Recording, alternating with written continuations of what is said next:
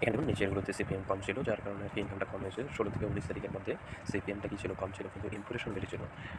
CPM কম থাকার কারণে ইনকামটা কম হয়েছে। কিন্তু আজকে দেখুন 20 তারিখে, আজকে ইমপ্রেশন হচ্ছে 71, সিপিএম হচ্ছে $1.36, আর সিটিআর হচ্ছে 0%। দেখুন, আপনার সিটিআর যখন বেশি হবে তখন আপনার ইনকামটা, সিপিএমটা কম থাকবে, তখন ইনকামটা কম হবে। আর যখন সিটিআর আপনার 0 থাকবে আর সিপিএমটা বেশি থাকবে, তখন আপনার ইনকামটাও, রেভিনিউটা বেশি হবে। দেখুন এখানে সিপিএম 0 এবং হচ্ছে সিটিআর হচ্ছে 0%, সিপিএম হচ্ছে 1 $1, $1 পয়েন্ট 36 সেন্ট, আর রেভিনিউ এসেছে আমার 71টা ইমপ্রেশনে 97, 0.097 রেভিনিউ এসেছে, মানে হচ্ছে 9 সেন্ট। 71টা ইমপ্রেশনে আমাকে 9 সেন্ট দিয়েছে।